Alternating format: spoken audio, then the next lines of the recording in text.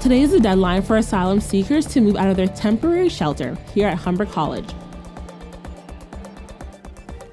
The Indonesian island of Lombok has been hit by a 5.9 magnitude tremor, just days after a deadly earthquake that killed hundreds. Diplomatic talks continue.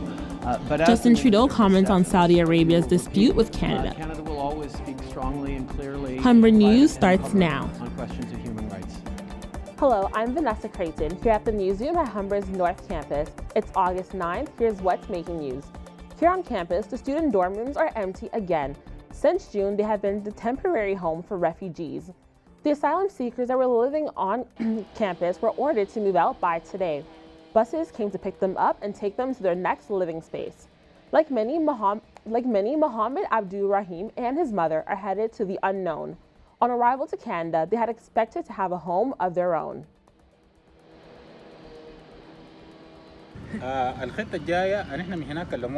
When we were coming from Egypt, we were told the place was ready for us, but when we arrived in Canada, we were shocked.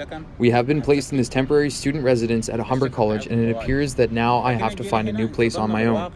I'm new in Canada, and I don't have any relatives here. It's just going to be extremely difficult to find a new place.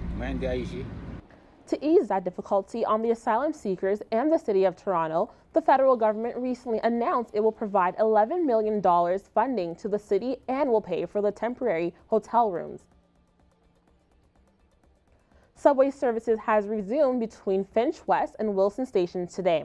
However, Toronto's flash floods and heavy rains are reigniting the issue of the city's decades-old sewer system.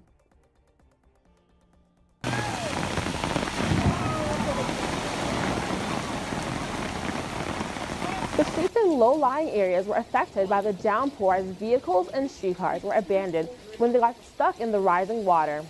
In the aftermath, Mayor John Tory is committed to give major funding to stormwater projects. He plans to make major investments in the infrastructure to mitigate flooding and improve the stormwater sewer system.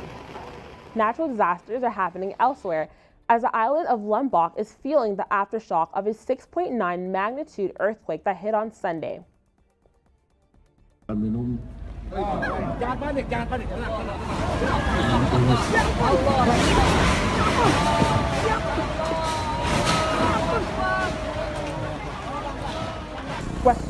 Rescuers are working tirelessly as massive tremors continue to devastate the Indonesian island.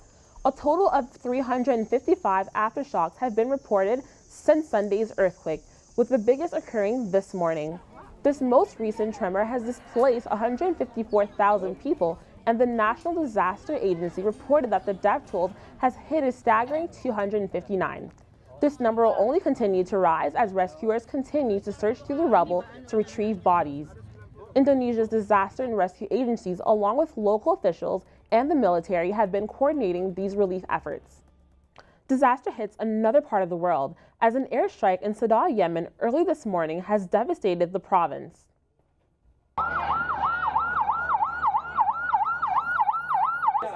A Saudi-led collision airstrike left 43 dead and another 61 wounded in Sadr. The deputy head of the Sadr Health Department, Abdul Ghani Sariyeh, says that a bus carrying children was targeted while it was coming from summer school, killing 29 children. The coalition fighting the Houthi group in northern Yemen said in a statement that the airstrike was targeting missile launchers used to attack the southern Saudi city in Jazan on Wednesday. The statement also accused the Houthis of using children as human shields. A Houthi spokesman said the collision showed clear disregard for civilian life as the attack had targeted a crowded public place in the city. Saudi Arabia continues to be in hot water with its feud with Canada. According to Saudi Arabia's energy minister, the human rights feud will not be affecting oil supplies. Saudi Aramco is a major supplier and 10% of Canada's fuel. Over $3 billion are funded towards the agreement annually. In a statement by the Saudi press agency, oil sales are under a firm and long-standing policy that isn't politically motivated. They also say the diplomatic rift won't impact Saudi Aramco's relations with its customers in Canada.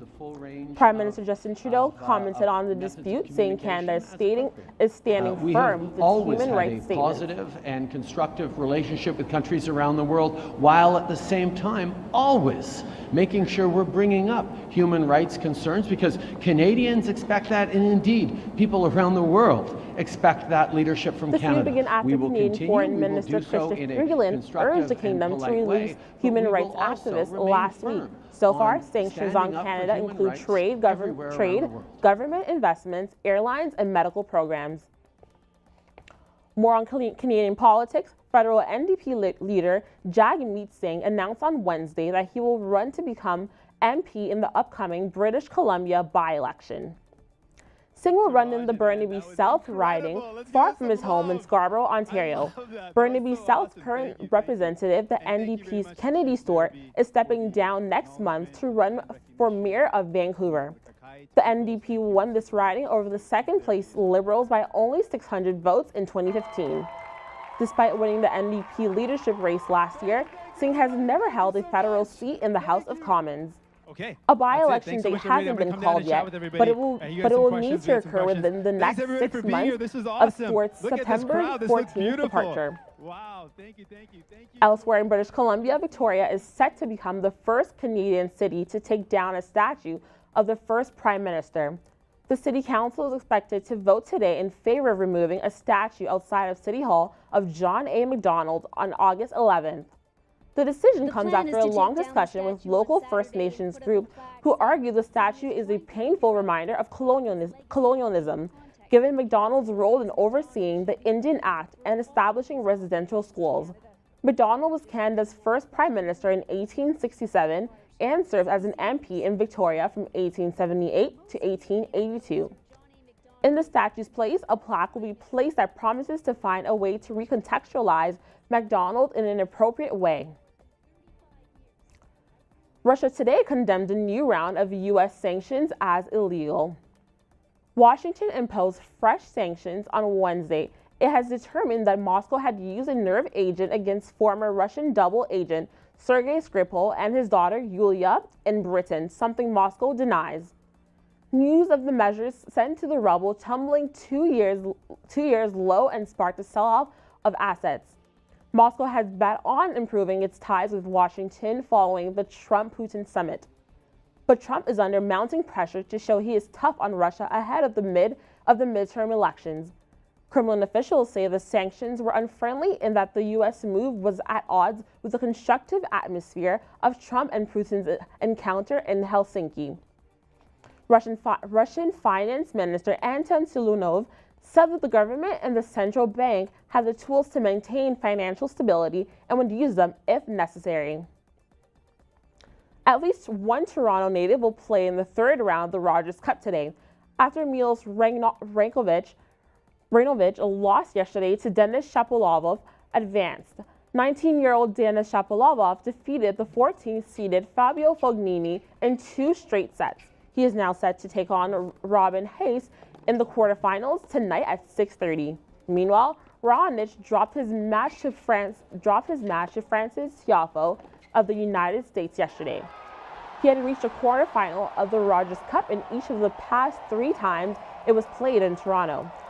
Despite a few rain delays last night, Rafael Nadal also advanced to the 3rd round after beating France's Benoit Paire. He will duke it out with Switzerland's Stan Wawrinka tonight at 8 o'clock. We're going to take a quick break. First, Rishali Mahajan has a preview for your 3-day forecast. The city of Toronto looks beautiful today.